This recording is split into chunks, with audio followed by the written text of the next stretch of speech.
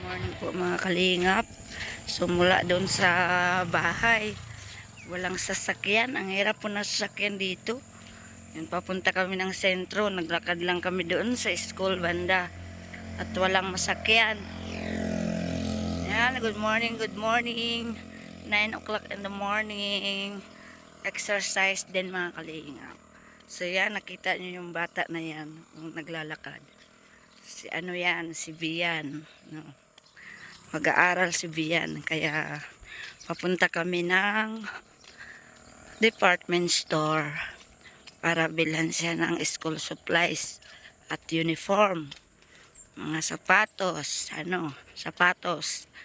Ayan, medyas. Yung kailangan po sa pagpasok. Ayan, at syempre si Bian ay gustong paaralin ni JP. Kaya ayan, tayo ang kasama ngayon habang naglalakad. So ako yung nanay niya ngayon. Di ba? So, ayun. So kita-kita na lang din tayo doon sa pamilihan, mga kalingap. Ito Bian. Ayan. Ayan si Bian. Malapit na po tayo. Malapit na po tayo sa eskwelahan. Sa Kamambugan School. So, ayun. Nandito na po tayo sa school. Kung saan mag-aral. Si Bian. Ayan. Dito. Yung anak ni Elsa at ni Kuya Raimundo. So, yan lang pang maitutulong namin ni JP. Ang pag-aaral ng isang anak nila. Kasi importante ang pag-aaral. Ayan ang school. Ito yung school mga kalingap. So, yun. Dito na kami guys sa loob.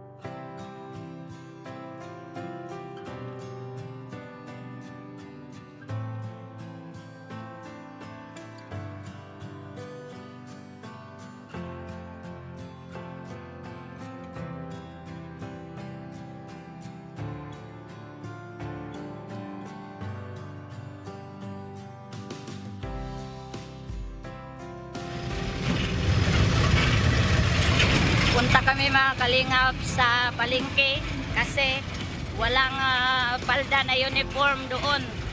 Walang palda. So doon namin hanapin sa palengke. Ang binili lang namin doon is medyas, school supplies, sapatos at uniform blouse ni Bian, di ba? Bian, oh. Sa palengke na po kami bumili ng palda mga kalingap. Dahil wala doon sa department store.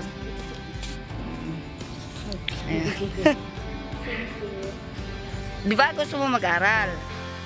Kaya hindi pa naman yan aalis mama mo eh. Si papa mo eh. So maiwan ka sa bahay. Paano natin tutukan yung pag-aaral mo? Ha? No? May kasama ka naman si ate.